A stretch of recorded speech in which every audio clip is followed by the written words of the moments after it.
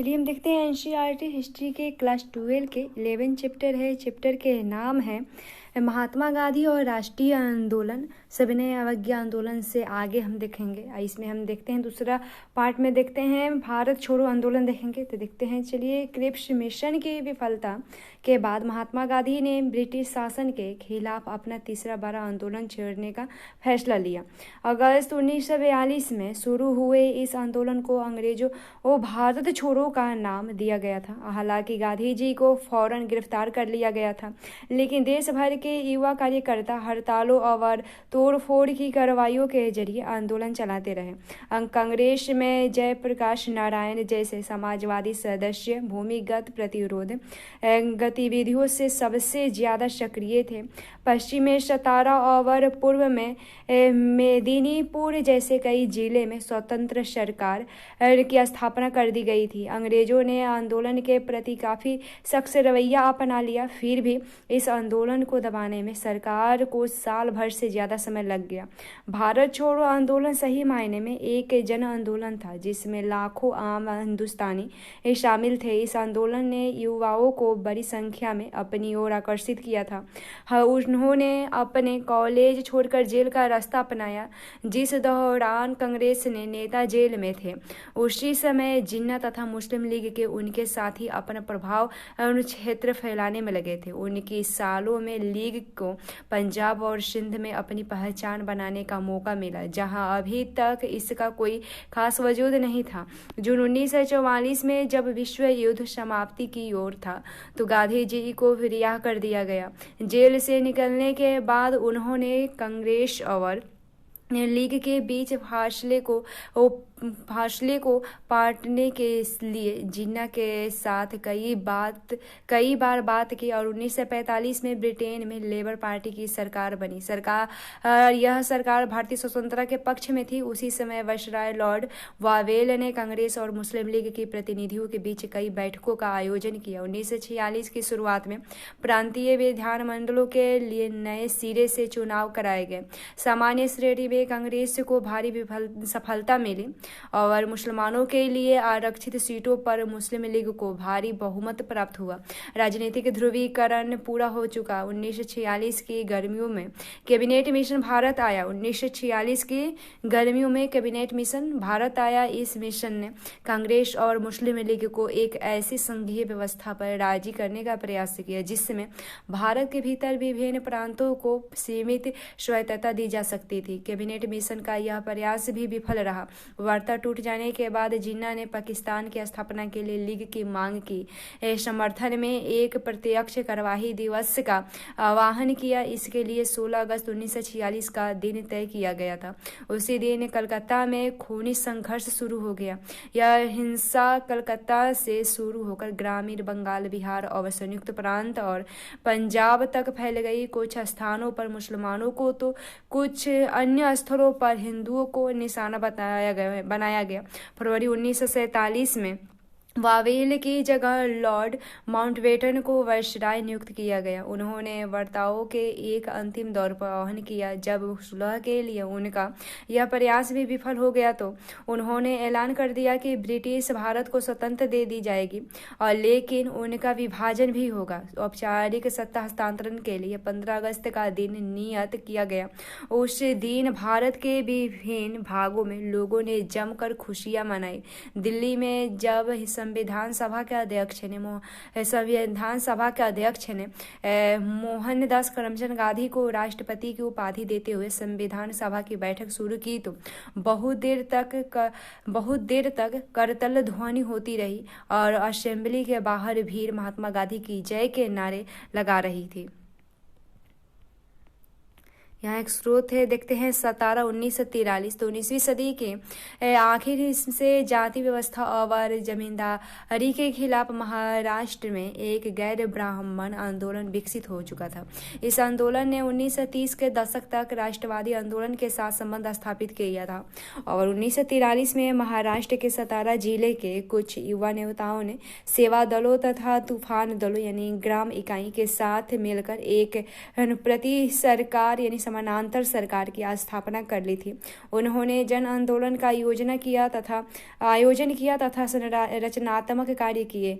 कुनबी किसानों के दबदबे और दलितों के सहयोग से चलने वाला 17 प्रति सरकारी दमन तथा अंतिम दौर में कांग्रेस की असहमति के बावजूद 1946 के चुनाव तक चलती रही।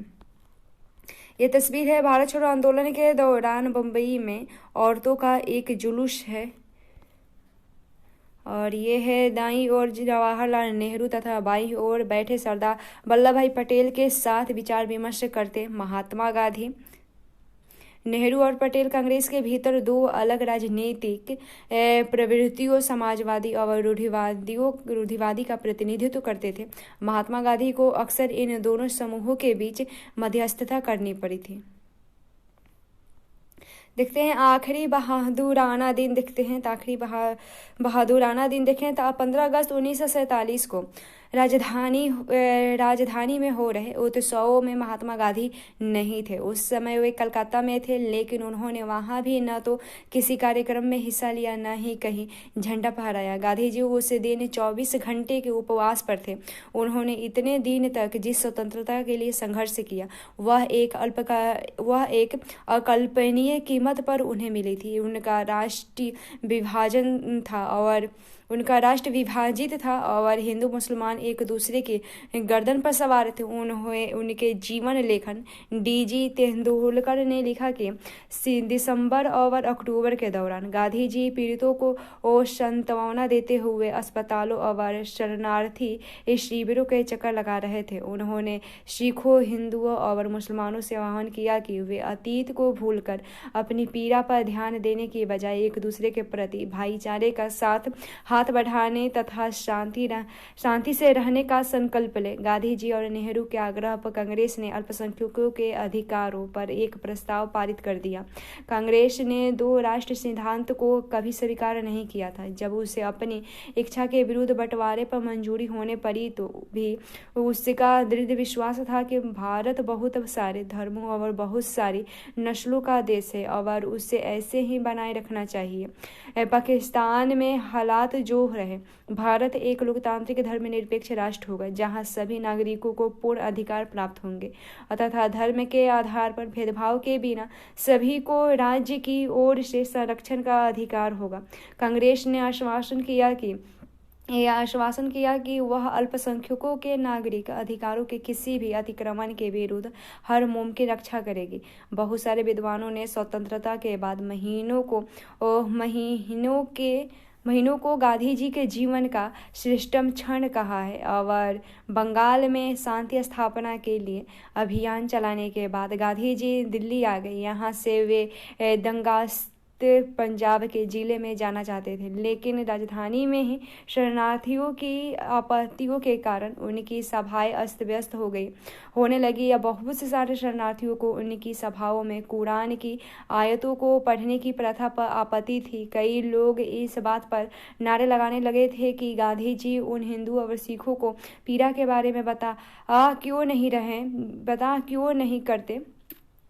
गांधी जी उन हिंदू और सिखों की पीड़ा के बारे में बात क्यों नहीं करते जो अभी भी पाकिस्तान में फंसे हुए हैं। डीजी तेंदुलकर के शब्दों में गांधी जी पाकिस्तान में भी अल्पसंख्यक समुदाय के कष्टों के बारे में समान रूप से चिंतित थे। उन्हें राह प्रदान करने के लिए वे वहां भी जाना चाहते थे, लेकिन वहां वे किस मुंह से जा सकते थे, जबकि दिल्ली में ही वे मुसलमानों को पूरी सुरक्षा का आश्वासन नहीं दे पा रहे थे। 20 जनवरी को गांधी जी पर हमला हुआ, लेकिन वे अविचलित अपना काम करते रहे। 26 तारीख को उन्होंने अपनी प्रार्थना सभा में इस बात का जिक्र किया कि बीते सालों में इस दिन यानी 26 जनवरी को किस तरह स्वतंत्रता दिवस के रूप में मनाया जाता था।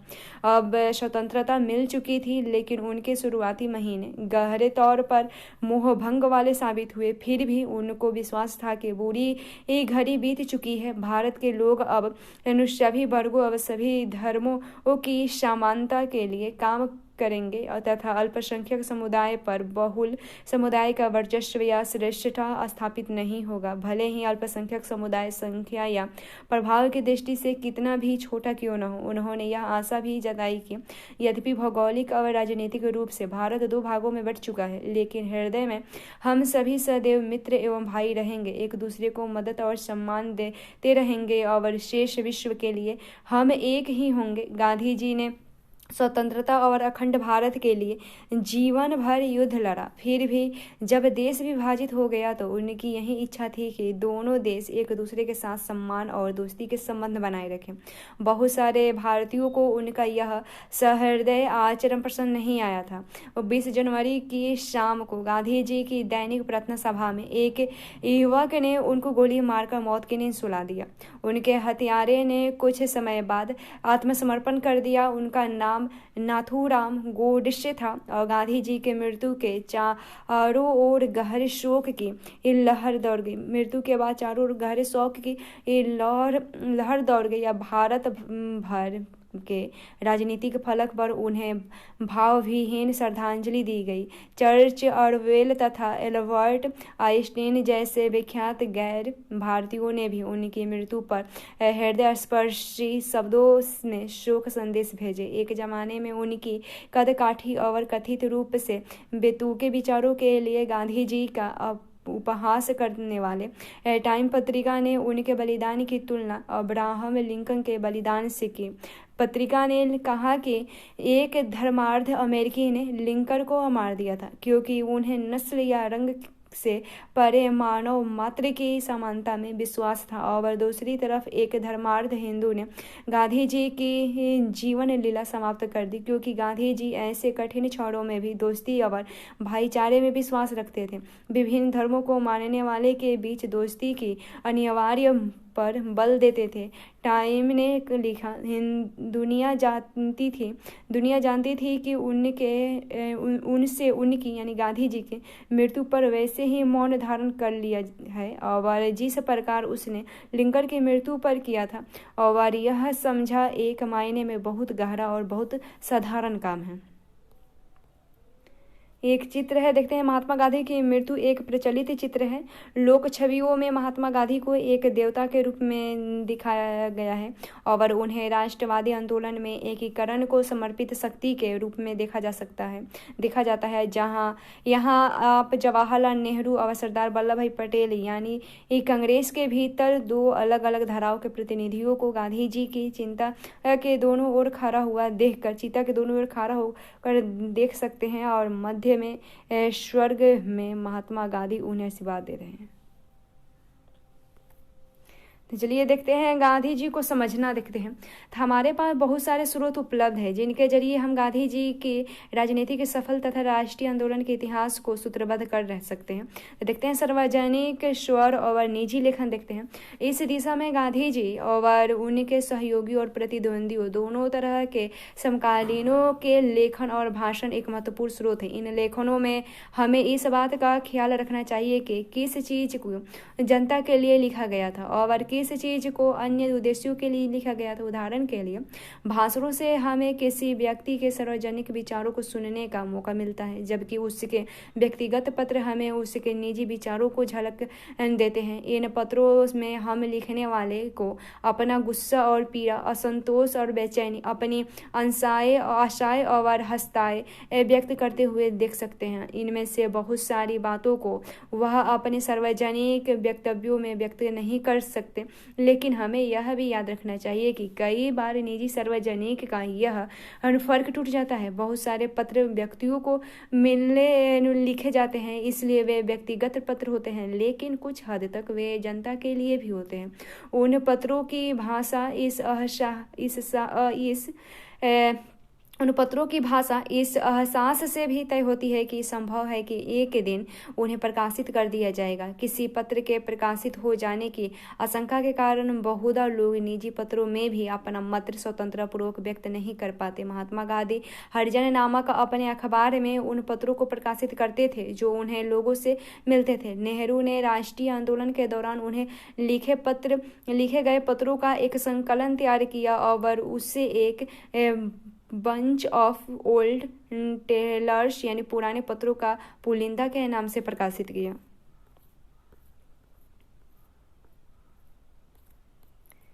फिर कुछ स्रोत हैं तो एक घटना पत्रों में आईने में देखते हैं, एक घटना को पत्र के आईने में देखते हैं। 1920 के दशक में जवाहरलाल नेहरू समाजवाद से लगातार प्रभावित होते जा रहे थे और 1928 में जब वे यूरोप की यात्रा से लौटे तो सभी नए सोवियत संघ के प्रयोग से गहरे तौर से प्रभावित थे। जब उन्होंने समाजवादियों जयप्रकाश नारायण, नरेंद्र देव, NG रंगा एवं अन्य के साथ घनिष्ठतापूर्वक काम करना शुरू किया तो कांग्रेस के भीतर समाजवादियों और रूढ़िवादियों के बीच एक खाई पैदा हो गई। 1936 में कांग्रेस का अध्यक्ष बनने के बाद नेहरू ने फांसीवादी के खिलाफ जमकर बयान दिए और मजदूरों और किसानों की मांगों का समर्थन किया। नेहरू के समाजवादी वक्तव्यों से चिंतित रूढ़िवादियों ने राजेंद्र प्रसाद और सरदार वल्लभ भाई पटेल के नेतृत्व में कांग्रेस वर्किंग कमेटी के इस्तीफे की धमकी दे डाली और दूसरी ओर बंबई के कुछ प्रसिद्ध उद्योगपतियों ने नेहरू की आलोचना करते हुए बयान जारी किया कि इसके बाद प्रसाद और नेहरू दोनों महात्मा गांधी के पास गए और वर्धा स्थित उनके आश्रम से उनसे मिले और गांधी जी ने एक बार फिर मध्यस्थ की भूमिका अदा करते हुए नेहरू के रेडिकल तेवरों पर अंकुश लगाने तथा प्रसाद एवं अन्य नेताओं को नेहरू के नेतृत्व की अहमियत पर ध्यान देने के लिए प्रेरित किए। फिर देखते हैं ए बंच ऑफ टेलर्स देखते हैं। तो मेरे प्रिय जवाहर जी, कल आपसे विदा लेने के बाद हमने महात्मा गांधी के साथ लंबी बातचीत और आपस में देर तक चर्चा की और हम समझते हैं कि आपको हमारी ओर से आप अपनाए गए मार्ग पर काफ़ी दुख है और हमारे पत्र के भावों से आप विशेषतः आहत हुए हैं। आपको शर्मिंदा करना या आपको चोट पहुंचाना कभी भी हमारा इरादा नहीं है और अगर आपको ऐसा लगता है कि इससे आपको ठेस पहुंची है तो हम बिना किसी हिचक के अपना पत्र वापस ले लेते हैं और या उससे में संशोधन कर देते हैं, परंतु हमने समग्र स्थिति पर पुनर्विचार करने के बाद यह पत्र तथा आपने इस्तीफे वापस लेने का फैसला कर लिया है और हमें लगता है कि प्रेस में छपे आपके सारे बयानों में आप कांग्रेस के सामान्य कार्यक्रम पर उतना नहीं बोल रहे हैं जितना कि एक ऐसे विषय पर बोल रहे हैं जिससे कांग्रेस ने स्वीकृति नहीं दी और ऐसा करते हुए आप वर्किंग कमेटी से हमारे मुट्ठी भर सहयोगियों और कांग्रेस के अल्पसंख्यक वर्गों के प्रवक्ता की तरह बोल रहे हैं, न कि बहुल वर्ग के प्रतिनिधि के रूप में जिसकी कांग्रेस अध्यक्ष के नाते हमें आपसे अपेक्षा थी।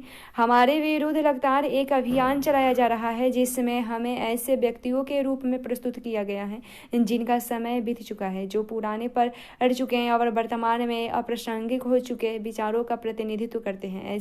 हम ऐसे लोगों के रूप में प्रस्तुत किया जा रहा है जो देश की प्रगति में बाधक है और जिन्हें उन पदों से हटा दिया जाना चाहिए जो उन्होंने अनाधिकार प्राप्त कर लिया है।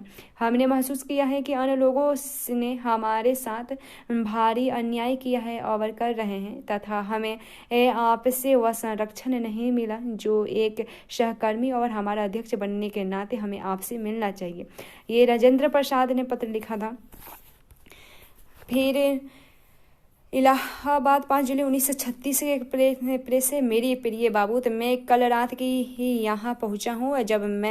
जब यहाँ से मैं वर्धा में आया हूँ, शारीरिक दुर्बलता और मानसिक अशांति से घिरा हूँ और यूरोप से लौटने के बाद मैंने पाया कि वर्किंग कमेटी की बैठकों में बुरी तरह थक जाता हूँ और मेरी ऊर्जा क्षीण पड़ जाती है और हर नए अनुभव के बाद मैंने और ज़्यादा बूढ़ा महसूस करने लगा हूँ। चीज़ों को दुरुस्त करने और संकट को टालने में आपने जो कष्ट उठाया है उनके लिए मैंने आपका आभारी हूँ और मैंने राजेंद्र बाबू द्वारा भेजा गया दूसरा पत्र दोबारा पढ़ा और उन्होंने जो गंभीर आरोप मुझ पर लगाए हैं उन्हें देखा है। तथ्य को चाहे कितनी भी विनम्रता से प्रस्तुत किया जाए, उनका आशय यह है कि मैं एक असहनीय मुसीबत बन चुका हूँ और मेरे जो भी गुण हैं, थोड़ी बहुत क्षमता, ऊर्जा, गंभीरता, कमोवेश प्रभावी करने वाला व्यक्तित्व व्यक्तित्व कभी सभी खतरनाक बन चुके हैं क्योंकि वे एक गलत रथ यानी समाजवाद को आगे बढ़ा रहे हैं। इन बातों से निष्कर्ष स्पष्ट है। मैंने अपनी पुस्तक में और उनके पश्चात भी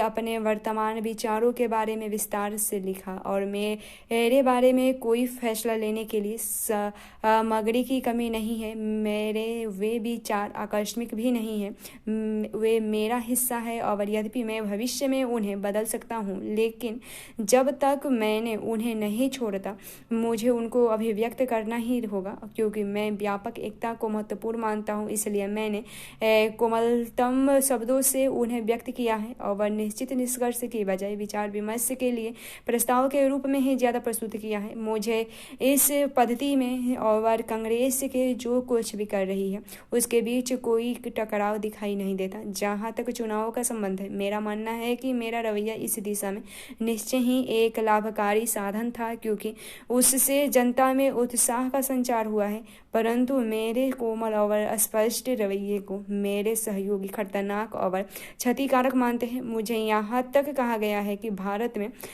गरीबी और बेरोजगारी पर इस तरह बार बार जोर देना बेवकूफ़ी थी या कम से कम यह गलत तो था ही। आपने मुझे बताया कि आप कोई वक्तव्य जारी करना चाहते हैं और मैंने वक्तव्य का स्वागत करूंगा क्योंकि मैं मानता हूं कि यह दृष्टिकोण देश के सामने प्रस्तुत किया जाना चाहिए। ये प्रेम पूर्वक पत्र है और ये जवाहरलाल नेहरू ने लिखे थे। फिर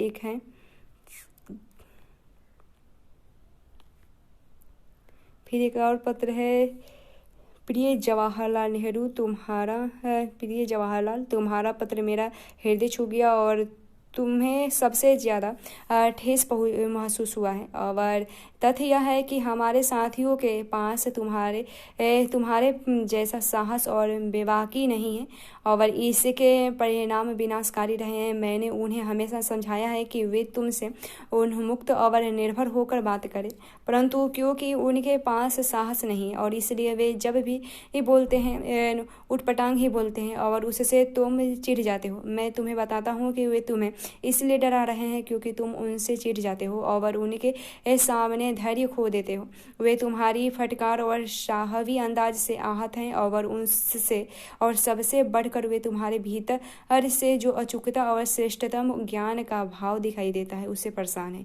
उन्हें लगता है कि तुमने उनके साथ न्यूनतम सौम्यता का व्यवहार भी नहीं किया और कभी भी समाजवादियों के व्यंग्यबाणों या गलत निरूपता से उनका बचाव नहीं किया। मुझे यह पूरा प्रसंग एक त्रासद प्रहसन जैसा दिखाई दे रहा है और इसलिए मैं चाहता हूँ कि तुम भी इस पूरे मसले को हल्का होकर देखो और इन कांटों के ताज इन कांग्रेस की अध्यक्षता के लिए तुम्हारा नाम मैंने ही प्रस्तावित किया था। भले ही सिर छिल जाए, इससे उतरना मत और कमेटी की बैठकों में आपका हास्य विनोद दोबारा से दिखाओ और यह तुम्हारे लिए सबसे सामान्य भूमिका है। चिंतित चिड़चिड़े व्यक्ति का स्वभाव तुम पर यही जचता है और मैं चाहता हूँ कि तुम मुझे तार के माध्यम से बताओ कि यह पत्र पढ़ते ही तुमने वैसे ही खुशी मिली होगी जैसे लाहौर में नए साल के मौके पर तुम खुश हुए थे जब कहते हैं कि तुम तिरंगे के चारों ओर झूम झूम कर नाचे थे। अपने कंठ को थोड़ा आराम दो।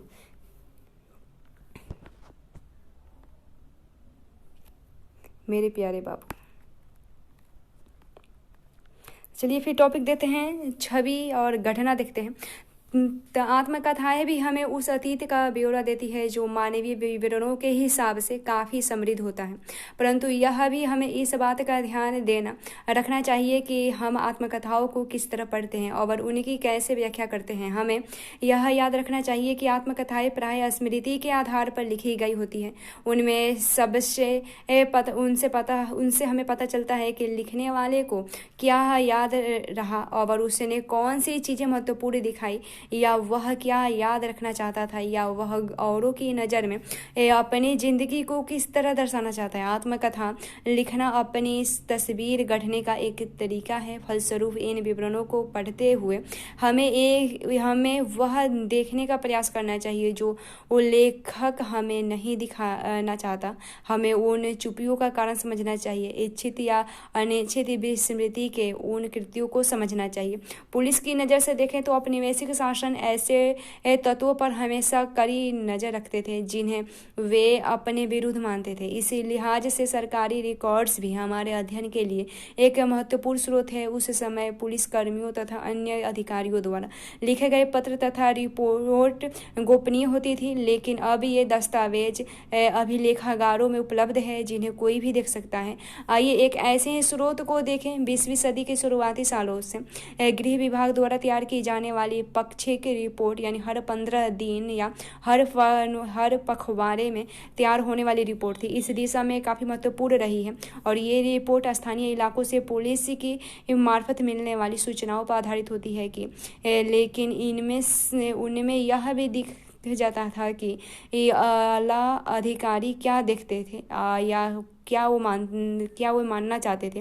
राजद्रोह और विद्रोह की संभावना मानते हुए वे खुद को वो इस बात का आश्वासन देना चाहते थे कि इन आशंकाओं का कोई आधार नहीं है। यदि आप नमक सत्याग्रह के समय की पाक्षिक रिपोर्टों को देखें तो आप पाएंगे कि गृह विभाग यह मानने को तैयार नहीं था कि महात्मा गांधी की रवैया के प्रति कोई व्यापक जन समर्थन पैदा हो रहा था। रिपोर्ट में इस यात्रा को एक नाटक, एक कर्तव्य, ब्रिटिश शासन के खिलाफ आवाज़ उठाने के प्रति एक तथा शासन के अंतर्गत सुखपूर्वक जीवन व्यतीत कर रहे लोगों को गोलबंद करने के लिए एक हताश कोशिश के रूप में प्रस्तुत किया जा रहा था।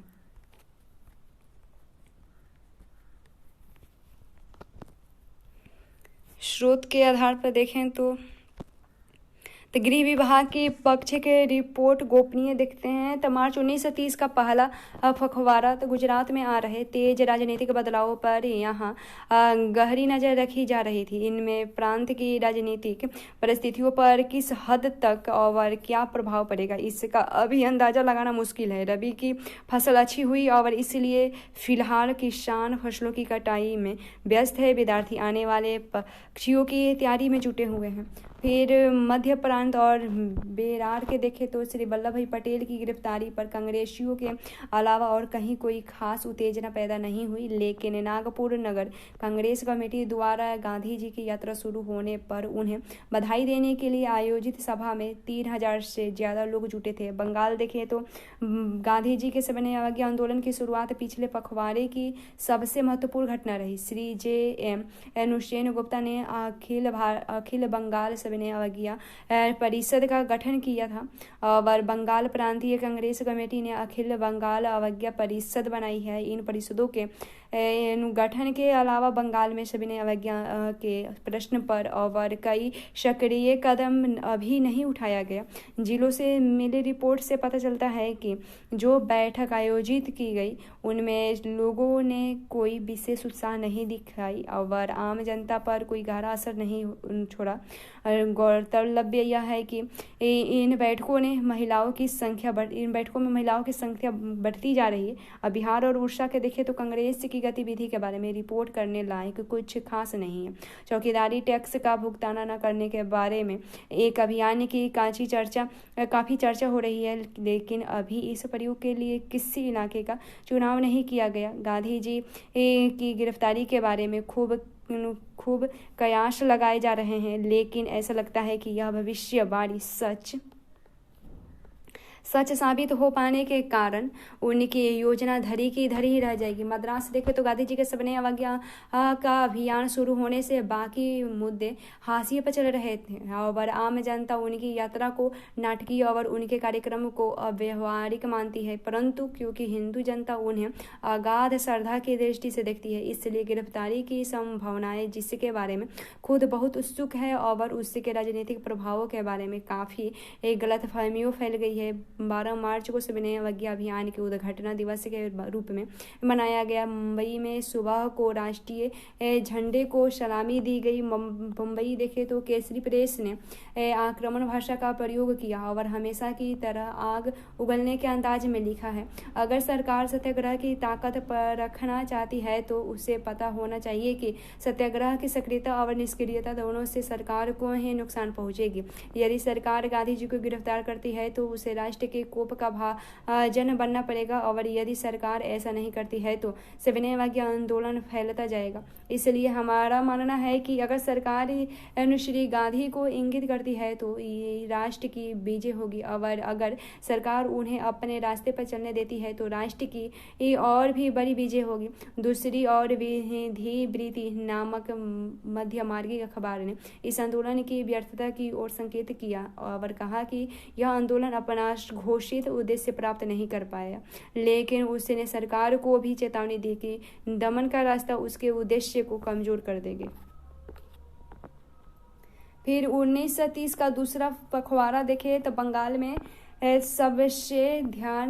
सबका ध्यान समुद्र तट पर गांधी जी की यात्रा और सविनय अवज्ञा आंदोलन शुरू करने के लिए उनकी तैयारी पर केंद्रित है और चरमपंथी अखबार उनकी गतिविधियों और भाषणों के बारे में विस्तार से लिख रहे हैं और पूरे बंगाल में हो रहे बैठकों तथा उनमें पारित होने वाले प्रस्तावों के बारे में विस्तार से जानकारी दी जा रही है। परंतु गांधी जी जिस सविनय अवज्ञा आंदोलन की वकालत कर रहे हैं उनके प्रति विशेष उत्साह नहीं दिखाई देता और सामान्य रूप से लोग इस बात का इंतजार कर रहे हैं कि गांधी के साथ क्या किया जाए और संभावना यही है कि अगर उनके विरुद्ध कोई कार्रवाई की गई तो बंगाल के ज्वलनशील हालात में चिंगारी भड़क उठेगी, लेकिन फिलहाल ऐसा आग भड़कने के कोई गंभीर आसार दिखाई नहीं देते।